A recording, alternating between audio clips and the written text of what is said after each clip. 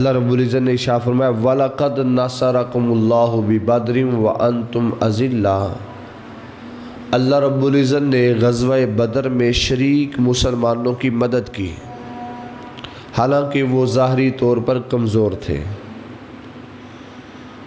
فَاتَّقُوا اللَّهَ لَعَلَّكُمْ تَشْكُرُونَ، یہ سارا کچھ میں نے اس لیے کیا ہے کہ لوگ مجھ سے ڈرتے رہیں اور میرا شکر ادا کرتے رہیں۔ تاریخ گواہ ہے اسلام کا سب سے پہلا مارکہ حق اور باطل، جسے یوم الفرقان بھی کہتے ہیں، غزوہ بدر آج سے تقریباً 1400 سال پہلے مدینہ سے تقریباً 113 کلومیٹر مسافت دور میدان بدر میں پیش آیا، جسے لوگ آج بھی غزوہ بدر اور حق و باطل کا مارکہ کہتے ہیں۔ یہ اسلام کی سب سے پہلی جنگ ہے، اور اسلام سب سے پہلے اس جنگ کے بعد نکھر کر کافروں کے سامنے آیا کہ اسلام میں وہ طاقت ہے جو کسی اور میں نہیں۔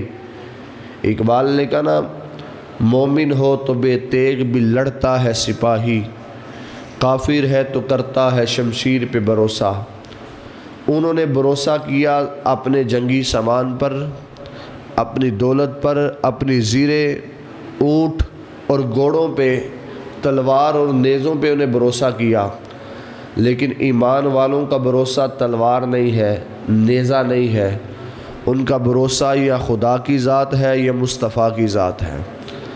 وہ یہ جانتے ہیں کہ تلوار وہ کام نہیں کرتی جو کام نگاہ مصطفیٰ کر جاتی ہے، وہ کام لشکر اور سپاہ نہیں کر پاتے جو کام اللہ کی مدد اور نصرت کر دیتی ہے۔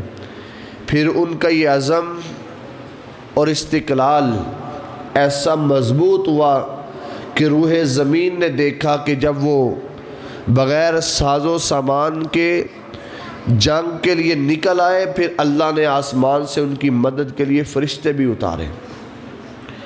اور اس کا پس منظر بڑا عجیب ہے۔ جب حضور صلی اللہ علیہ وسلم نے اعلان نبوت کیا، آپ کے اعلان نبوت کے 15 سال بعد، اعلان نبوت کے 13 سال بعد حضور نے مکے سے مدینہ کی طرف ہجرت کی۔ 2 سال حضور مدینہ میں رہے تو کافروں نے چین سے نہ رہنا دیا۔ ہر کافر وہاں سے تنگ کرنے کے لیے، سازشیں کرنے کے لیے ہر وقت وہ تیار تھے۔ انہوں نے ماحول کو اس طرح کا بنا دیا کہ یا مار دو یا مر جاؤ، اس کے علاوہ گزارا نہیں ہے، ورنہ مسلمان ہمیں چھوڑیں گے نہیں۔ انہوں نے جنگ کا ماحول پیدا کرنے کی کوشش کی۔ آخر کار یہ فیصلہ ہوا کہ جنگ ہوگی، لڑائی ہوگی، جہاد ہوگا، یہ فیصلہ کر دیا گیا۔ حضور صلی اللہ علیہ وسلم مدینہ میں موجود ہیں، ابھی اتنے لوگ ایمان لے کے نہیں آئے۔ کافروں کی طرف سے بڑے بڑے ان کے سردار ابو جہل، عتبہ، شیبہ، یہ بڑے بڑے سردار میٹنگ کرنے لگے کہ اب ہم جیت جائیں گے، اس لیے کہ ہمارے پاس ساز و سامان بھی ہے، دولت بھی ہے، نیزے بھی ہیں، تلواریں بھی ہیں، لوگ بھی ہیں۔ ان کے پاس نہ نیزے ہیں، نہ تلواریں ہیں، نہ ساز و سامان ہے، کچھ بھی ان کے پاس نہیں ہے۔ لہٰذا ظاہری طور پر ہم جنگ جیت جائیں گے اور حقیقی طور پر بھی ایسا ہی ہوگا۔ اب یہ ابھار رہا، یہاں تک کہ شیطان ان کی میٹنگ میں آتا رہا، آ کر انہیں دعوت دیتا رہا اور کہتا رہا کہ نکلو، یہ وقت وہ ہے کہ جس وقت میں ہم مسلمانوں کو گرا دیں گے، اسلام کو ختم کر دیں گے روح زمین سے۔ ادھر نبی کریم صلی اللہ علیہ وسلم مدینہ میں اپنے غلاموں کو جمع کر کے بیٹھے ہوئے اور اپنے غلاموں کی رائے لے رہے ہیں کہ کافر اگر جنگ کے لیے آتے ہیں تو ہمیں کیا کرنا چاہیے، کیا ہونا چاہیے، کیا طریقہ کار اپنانا چاہیے۔ حضور صلی اللہ علیہ وسلم نے ایک صحابی رسول سے پوچھا، کیا ہمیں جنگ کرنی چاہیے اور ہمارا طریقہ کار کیا ہونا چاہیے؟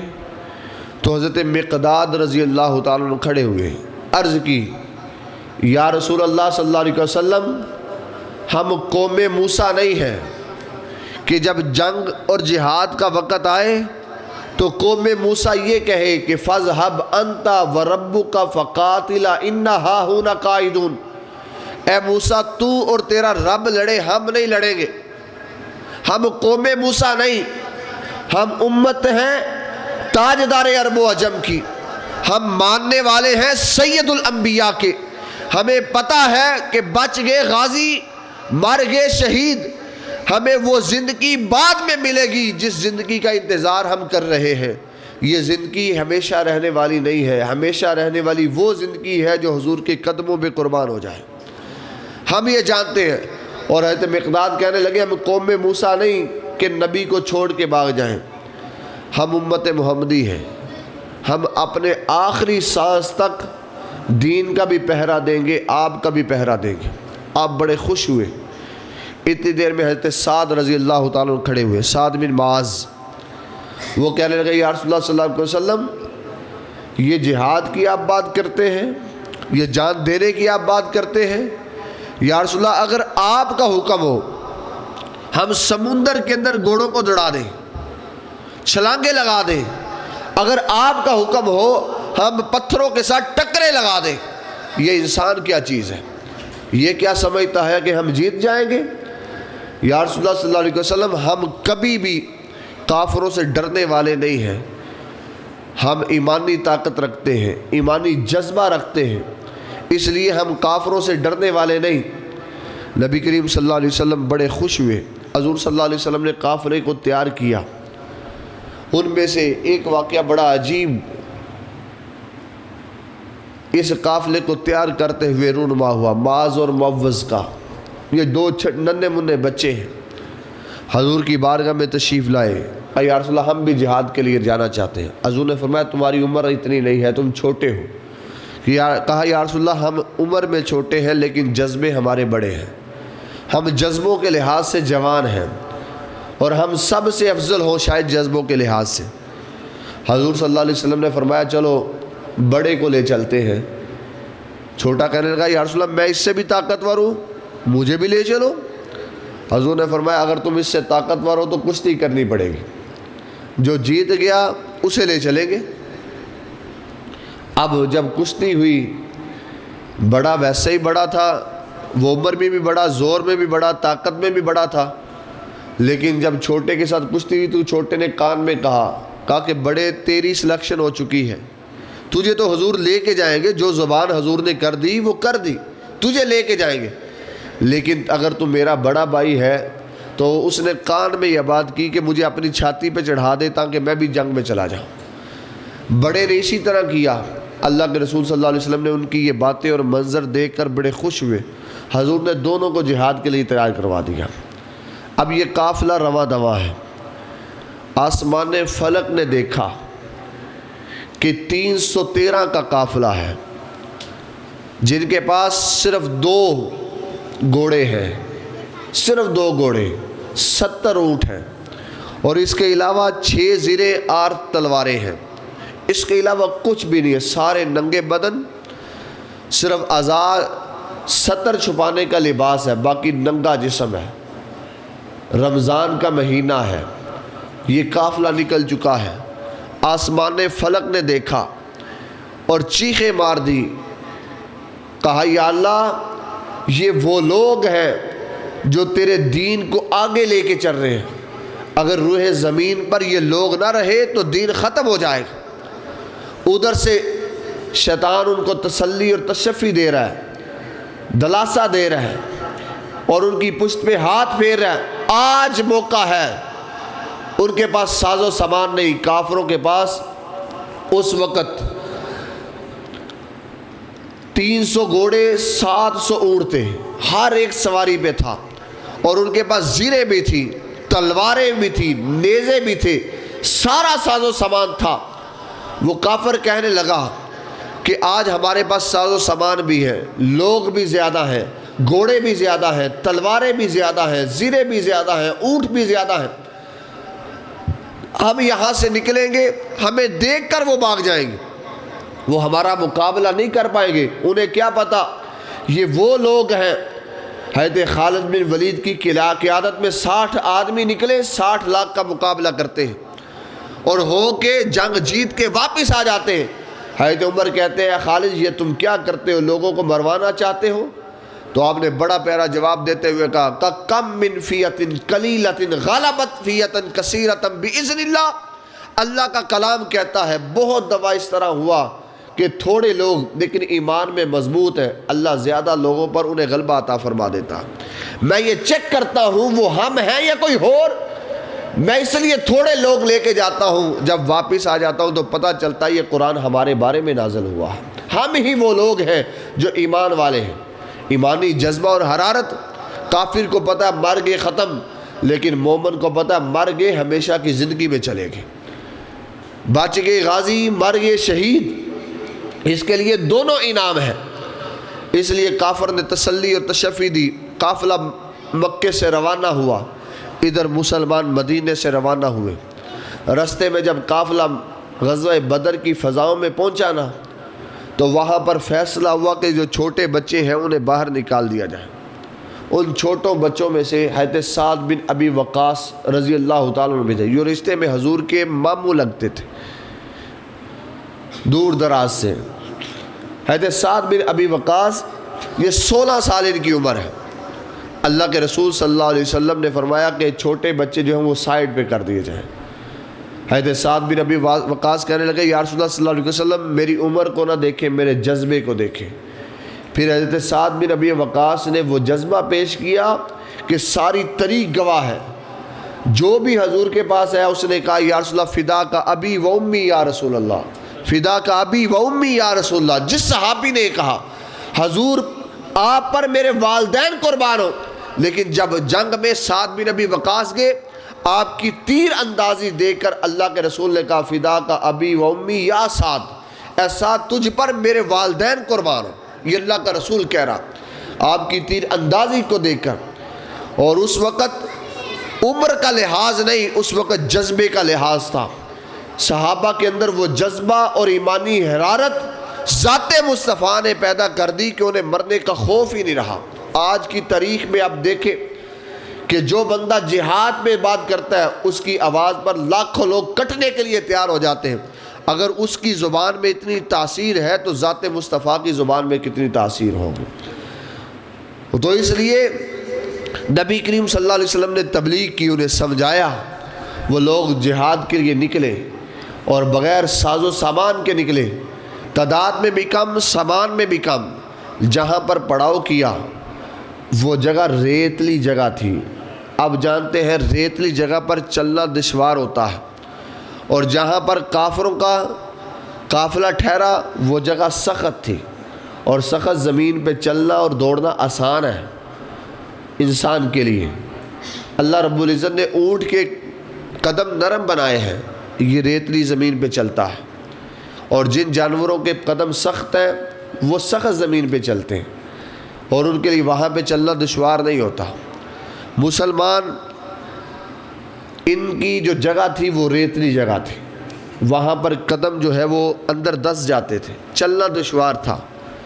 کافر جو تھے وہ سخت زمین پہ تھے، ان کے لیے چلنا آسان تھا۔ اللہ نے سب سے پہلی مدد آسمان سے یہ نازل فرمائی کہ جس دن غزوہ بدر ہونا تھا اس سے ایک رات پہلے اللہ نے آسمان سے بارش نازل فرما دی۔ جب بارش نازل ہوئی تو مسلمانوں کی جو زمین ریتلی تھی وہ سخت ہو گئی، اور قافلوں کی زمین جو ہے وہ تلکنے لگی، کیچڑ ہو گیا، ان سے چلنا بھی مشکل ہو گیا۔ یہ پہلی مدد اللہ رب العزت کی طرف سے آئی۔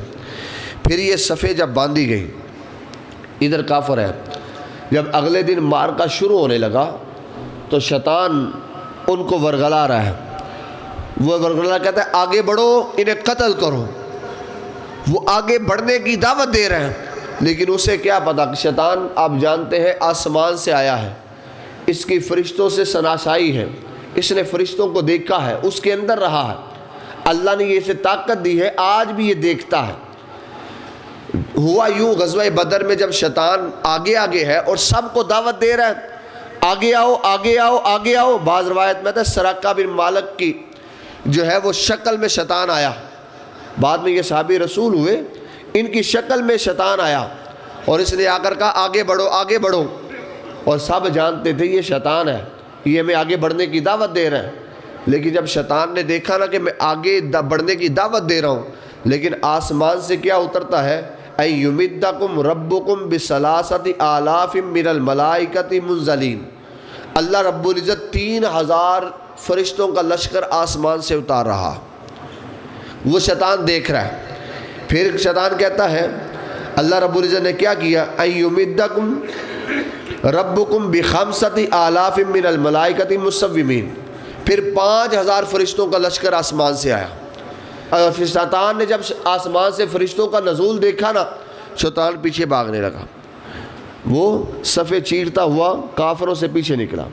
کافروں نے پکڑا، کہاں جاتا ہے، ہمیں آگے دھکیلتا ہے، خود پیچھے جا رہا ہے۔ اس وقت شیطان نے جو جملے کہے سورہ انفال میں موجود ہیں، پارہ نمبر 9 میں شیطان نے کہا انی ارا ما لا ترون، جو میں دیکھتا ہوں وہ تم نہیں دیکھتے، میں دیکھ رہا ہوں۔ یہ مسلمانوں کے لیے آسمان سے اللہ فرشتوں کا نزول کر رہا، اور جس قوم کے لیے آسمان سے فرشتے اترتے ہیں اس قوم کو کائنات کی کوئی چیز ہرا نہیں سکتی، وہ قوم فتح یاب ہوتی ہے۔ جب شیطان نے یہ کہا وہ پیچھے بھاگ گیا، لیکن وہ سارے پھنس چکے تھے، میدان میں آ چکے تھے۔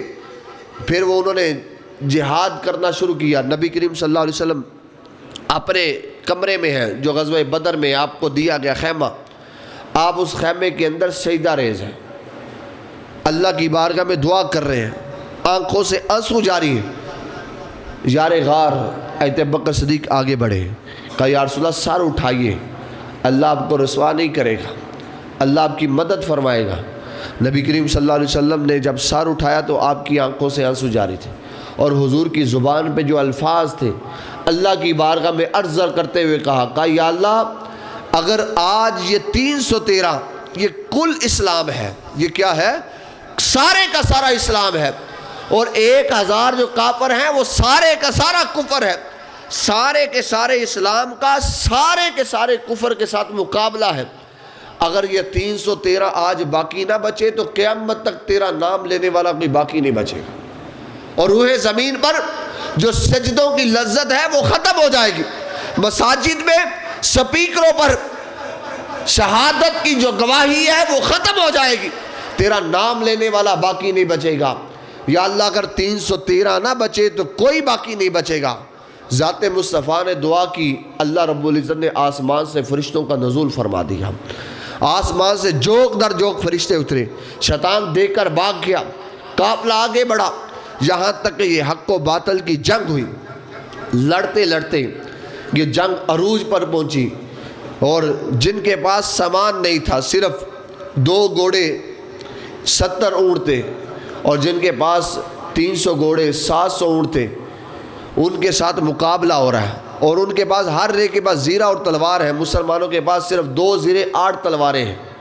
جب مقابلہ ہوا، جنگ ختم ہوئی، کافر بھاگ گئے، اور نبی کریم صلی اللہ علیہ وسلم نے اس جنگ سے 1 رات پہلے یہ نشان لگائے تھے، یہاں پر عتبہ مرے گا، یہاں پر شیبہ مرے گا، یہاں پر ابو جہل مرے گا۔ تاریخ گواہ ہے، نبی کریم صلی اللہ علیہ وسلم نے جو 1 رات پہلے نشان لگائے اپنے عصے کے ساتھ، ڈنڈے کے ساتھ، تاریخ گواہ ہے کہ جب وہ مرے تو صرف اسی جگہ پر مرے جہاں پر ذات مصطفیٰ نے نشان کھینچا تھا، 1 لمحہ بھی ادھر ادھر نہیں ہوئے، 1 انچ بھی ادھر ادھر نہیں ہوئے، وہیں پر مرے۔ اور ابو جہل کو تو معاذ اور موس نے مارا، سب سے چھوٹے بچوں نے مارا، اور سب سے بڑے سردار کو قتل کر دیا، یہاں تک عتبہ شیبہ بھی مرا۔ اور تاریخ گواہ ہے اس وقت جب شہادت ہو گئی نا، جنگ ختم ہوئی، 2 طرح کے لوگ ہیں، آج بھی 2 طرح کے لوگ موجود ہیں۔ ایک وہ لوگ موجود ہیں کہ جن کے ذہن میں یہ خیال آتا ہے حضور نے جو کہہ دیا ویسا ہی ہوگا، حضور نے جو کہہ دیا ویسا ہی ہوگا۔ آج دوسرے طبقے کے لوگ ایسے ہیں کہ حضور نے کہا ہے، ہم دیکھنے جاتے شک کی نگاہ سے ایسا ہوا ہے کہ نہیں ہوا، اور وہ شک کی نگاہ سے جاتے ہیں، اور دوسرے ایمان کی نگاہ سے جاتے ہیں، حضور نے کہا ہے ایسا ہی ہوا ہوگا، اور جو دوسری نگاہ سے جاتے ہیں وہ اس لیے جاتا ہے اگر ایسا ہوا تو ٹھیک، نہیں ہوا تو مذاق کریں گے۔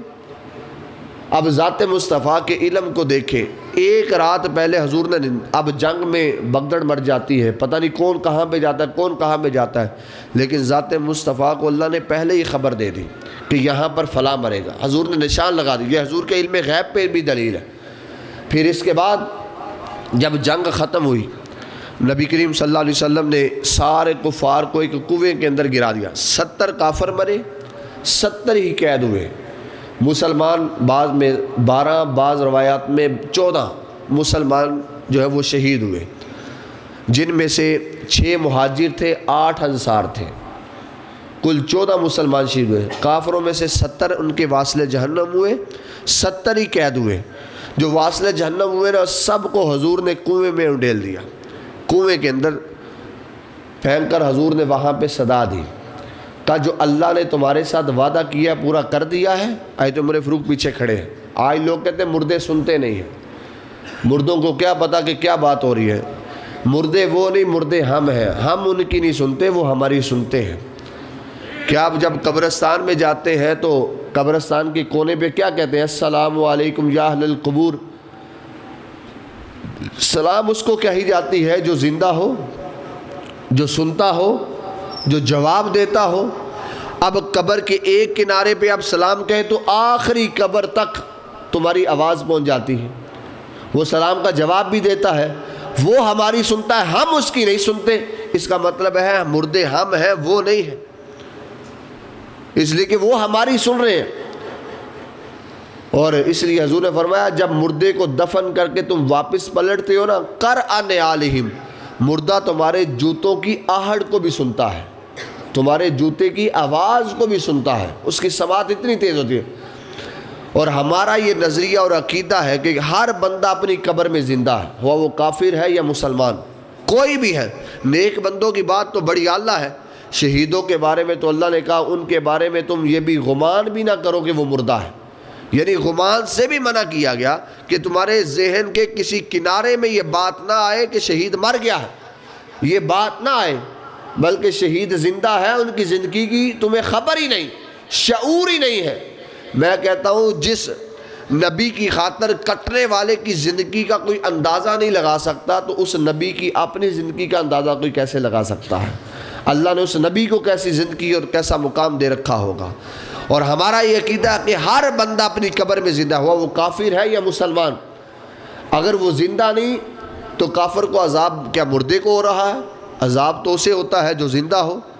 اللہ رب العزت اسے قبر میں اتار دیتا ہے، زندگی دیتا ہے، سوال و جواب ہوتے ہیں، سوال و جواب مردے سے نہیں ہوتے، زندہ سے ہوتے ہیں۔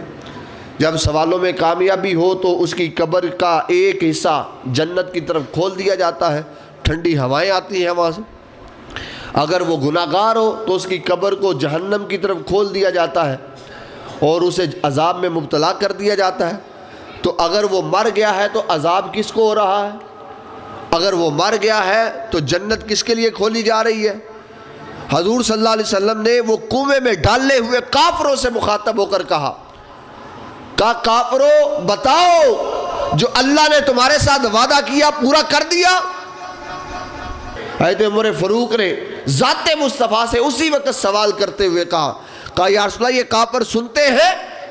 اللہ کے رسول نے فرمایا عمر یہ زندوں سے بھی زیادہ سنتے ہیں لیکن تم ان کی نہیں سنتے، یہ ہماری سنتے ہیں لیکن تم ان کی نہیں سنتے۔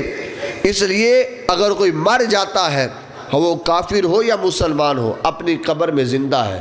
معاذ اللہ کچھ لوگوں کا یہ عقیدہ ہے ابھی مر گیا مٹی میں مل گیا استغفر اللہ ختم۔ میں کہتا ہوں اگر کافر بھی ہو تو وہ بھی مٹی میں نہیں ملتا، اللہ رب العزت اسے بھی قیامت تک عذاب دینے کے لیے زندہ رکھتا ہے۔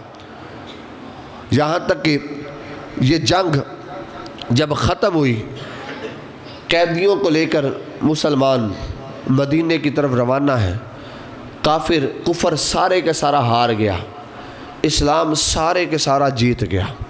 اسلام اپنے جشن کے ساتھ اللہ کی بارگاہ میں سجدہ ریزی کے ساتھ جھکتا ہوا عاجزی اور انکساری کے ساتھ یہ اسلام جو ہے وہ مسلمان مدینے کی طرف روانہ ہے۔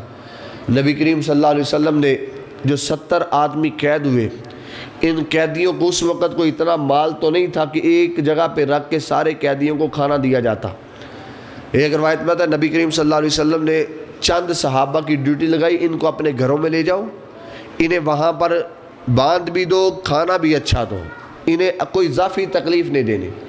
یہاں تک کہ قیدی خود بیان کرتے ہیں، کہتے ہیں جن صحابہ کے گھر میں ہم موجود تھے ہمارے لیے وہ اچھا کھانا لاتے لیکن خود فاقے سے گزارتے، خود بھوکے رہتے، ہمارے سامنے وہ کھجوریں کھاتے لیکن ہمیں اچھا کھانا دیتے، ہماری اچھی خدمت کرتے۔ اور بعض قیدی صحابہ کے اسی اخلاق کی وجہ سے بعد میں مسلمان ہو گئے۔ حضرت عباس حضور کے جو چاچا ہیں، ان کے بارے میں آتا ہے یہ اسلام پہلے ہی لانا چاہتے تھے لیکن کافروں کی ڈر کی وجہ سے یہ جنگ میں تو حضور نے پہلے ہی قید کیا کہ فلاں فلاں رنگ اور شکل کا ایک آدمی ہے، اسے قتل نہیں کرنا، یہ قد کے بڑے تھے، ان کو بس قید کر کے میرے پاس لانا ہے۔ جب قید کر کے پاس لائے گئے تو نبی کریم صلی اللہ علیہ وسلم حضرت عباس سے کہنے لگے عباس اگر چھوٹنا چاہتے ہو فدیہ دو۔ وہ کہنے لگے یا رسول اللہ میرے پاس تو کچھ نہیں ہے۔ حضور نے اس وقت جو جملہ کہا، لوگ کہتے ہیں نبی کو غیب کا علم نہیں ہے، قرآن کہتا ہے عیسیٰ علیہ السلام کو غیب کا ہم نے علم دیا ہے، جو تم کھا کے آتے ہو عیسیٰ علیہ السلام وہ بھی بتاتے ہیں، جو گھر میں رکھ کے آتے ہو عیسیٰ علیہ السلام وہ بھی بتاتے ہیں، یہ تو عیسیٰ علیہ السلام کے بھی امام ہیں، یہ تو سید الانبیاء ہیں۔ حضرت عباس کہتے ہیں کہ حضور نے فرمایا اے عباس جو گھر میں ام فضل کو اپنی بیگم کو جو پکڑا کے آئے ہو کیا وہ مال نہیں ہے؟ حضرت عباس کہتے ہیں قسم بخدا سوائے میرے اور میری بیگم کے کوئی تیسرے آدمی کو اس کا علم نہیں تھا، لیکن ذات مصطفیٰ نے بتا دیا، میں اسی وقت ذات مصطفیٰ پہ کے اوپر کلمہ میں نے پڑھ لیا۔ یعنی حضور صلی اللہ علیہ وسلم کے علم غیب کو یہ واضح دلیلوں کے ساتھ موجود ہے، کیونکہ اللہ رب العزت نے اپنے محبوب کو ہر چیز دے رکھی ہے۔ ہمارا نظریہ اور عقیدہ ہے کہ شیطان اللہ کا دشمن ہے، شیطان ہر ایمان والے کا دشمن ہے، لیکن شیطان کے بارے میں ہمارا یہ عقیدہ ہے کہ شیطان کو اللہ نے ہر چیز کا علم دے رکھا ہے۔ یہاں پہ بیٹھا ہو وہ کائنات کے کونے کونے پہ موجود ہے، کونے کونے کے ہر بندے کے وہ جانتا ہے۔ اگر اللہ اپنے دشمن کو اتنا علم دیتا ہے تو اللہ اپنے محبوب کو کتنا علم دے رکھا ہوگا، تو محبوب کا کیا مقام ہوگا۔ نبی کریم صلی اللہ علیہ وسلم نے قیدیوں کے ساتھ جو سلوک کیا طریق گواہ ہے، آج تک نہ پہلے نہ بعد میں کسی نے بھی قیدیوں کے ساتھ ایسا سلوک کیا ہو۔ اور نبی کریم صلی اللہ علیہ وسلم نے غزوہ بدر میں جو لوگ شہید ہوئے مسلمانوں میں سے ان میں سے عمیر بن حمام بھی تھے، ان کے بارے میں آتا ہے یہ غزوہ بدر میں ویسے ہی گئے ہوئے تھے حضور کے ساتھ، تو اچانک یہ حضور سے کہنے لگے اگر میں شہید ہو جاؤں تو مجھے کیا ملے گا؟ حضور نے فرمایا اللہ جنت دے گا۔ یہ کھجوریں کھا رہے تھے، انہوں نے اسی وقت کھجوریں پھینکی، کافروں کے ساتھ لڑتے لڑتے شہید ہو گئے۔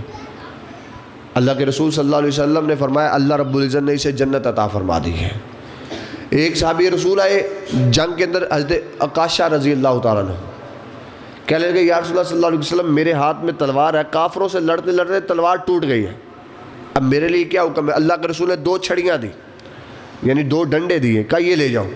وہ فرماتے ہیں وہ 2 ڈنڈے لے کر میں گیا، میں جس کی گردن کے قریب کرتا اس کی گردن اتر جاتی۔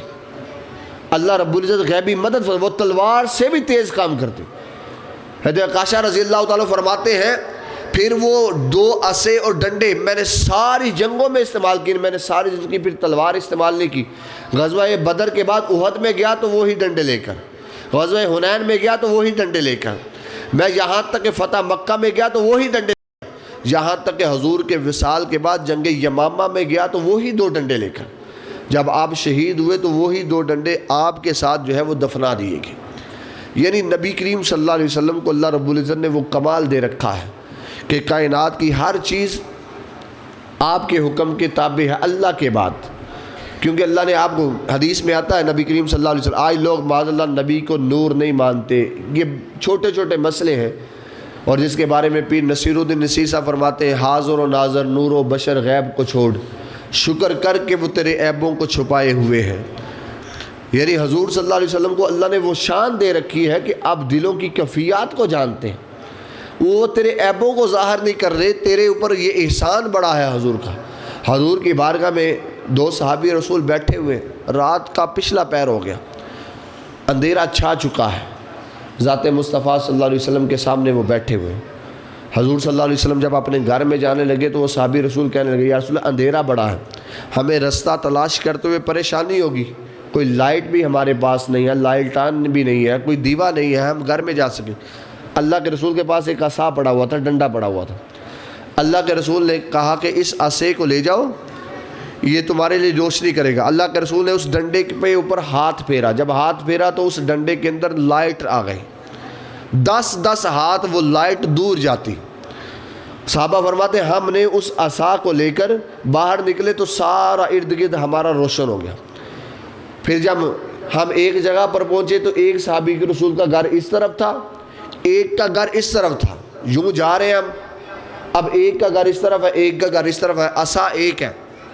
اب ہم نے کیا میرے پاس ایک عصا تھا، میں نے اس عصے کو حضور کے عصا کے ساتھ لگایا، میرا عصا بھی روشن ہو گیا، وہ روشنی لے کر ادھر چلا گیا، میں روشنی لے کر ادھر چلا گیا۔ میں کہتا ہوں جس کو نبی ہاتھ لگا دے اللہ اس کو بھی نور بنا دیتا ہے۔ تو کیا نبی بذات خود نور نہیں ہے؟ اللہ نے ہر انسان کو نور دے رکھا ہے، یہ آنکھیں بندے کا نور ہے۔ کیا ہر بندے کو اللہ نے نور دے رکھا ہے تو کیا اپنے نبی کو نور نہیں دے رکھا؟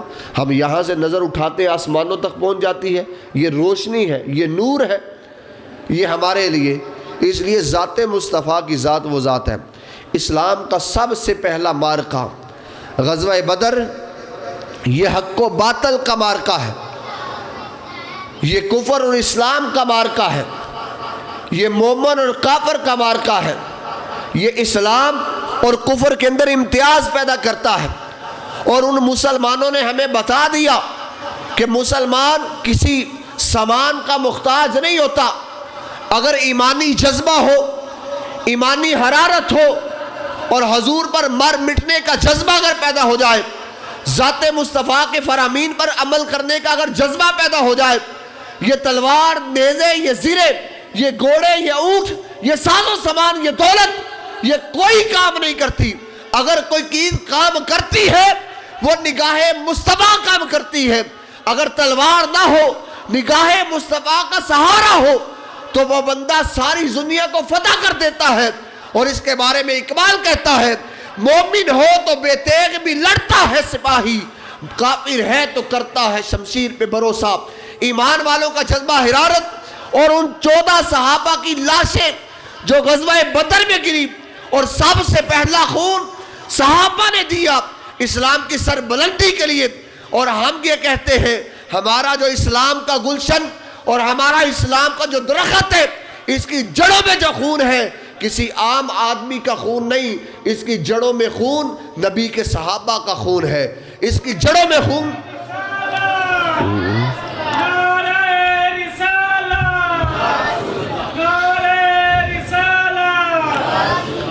اسلام کے جو درخت ہیں ان کی جڑوں کے اندر خون صحابہ کا خون ہے، اور کائنات میں صحابہ کے خون سے پاک خون کسی کا نہیں ہے۔ جس درخت کو صاف پانی مل جائے اس کے پھل کا کوئی اندازہ نہیں لگا سکتا، جس درخت کو خون صحابہ کا ملا ہو۔ آج بھی جذبہ صحابہ کا کوئی بندہ اپنے اندر پیدا کر لیتا ہے، 1400 سال کے بعد ایک ویل چیئر پر بیٹھنے والا انسان، آج چند سال پہلے لوگوں نے یہ دیکھا کہ اس کی زبان میں تاثیر ہے، باقی معاملات اپنی جگہ ہے، لیکن اس کی زبان کی تاثیر کا یہ عالم ہے۔ لوگ مرتے بھی ہیں، جھومتے بھی جاتے ہیں، صرف یہ ہے کہ اس نے 1400 سال کے بعد حضور کی باتیں کی۔ جب حضور کی بات کی جائے تو آج بھی لوگ مرنے کے لیے تیار ہو جاتے ہیں۔ اس لیے جنہوں نے حضور کی بات سنی ان کے جذبے کا عالم کیا ہوگا۔ جو آج 1400 سال کے بعد حضور کی باتیں کرے، لوگ اس پر مر مٹنے کے لیے تیار ہو جاتے ہیں۔ تو جو ذات مصطفیٰ خود تبلیغ کرنے والی ہو، ذات مصطفیٰ خود بات کرنے والی ہو، اس لیے ہم کہتے ہیں صحابہ کی قربانیاں ہمیں اسلام پلیٹ میں رکھ کے ملا ہے۔ ہم نے محنت نہیں کی، مشقت نہیں کی۔ صحابہ سے پوچھے ان پر کتنے ظلم و ستم ہوئے، کسی صحابی کی دونوں ٹانگوں کو کھائیں دیا گیا۔ ہے سمیہ رضی اللہ تعالیٰ عنہ، آپ کے نازک اعضاء پہ ابو جہل نے تیر مار دیا، اسلام کی سب سے پہلی شہیدہ ہے، ان کی شرمگاہ میں تیر مار کے معاذ اللہ انہیں شہید کر دیا گیا۔ اور اسلام پر کتنی کتنی مصیبتیں آئیں، صحابہ نے کھلے دل سے ان مصیبتوں کو تسلیم کیا، اور صرف یہ کہا کہ ہم حضور صلی اللہ علیہ وسلم کے دیوانے ہیں، دیوانے رہیں گے، آپ پر مرتے ہیں، مرتے رہیں گے۔ اور جنہوں نے یوسف علیہ السلام کو دیکھا انہوں نے اپنی انگلیوں کو کاٹ لیا، لیکن جنہوں نے حضور کا نام سنا وہ اپنی گردن دینے کے لیے تیار ہو سکتے ہیں۔ حسن یوسف پہ کٹی مصر میں انگشت زنا، سر کٹاتے ہیں تیرے نام پہ مردان عرب۔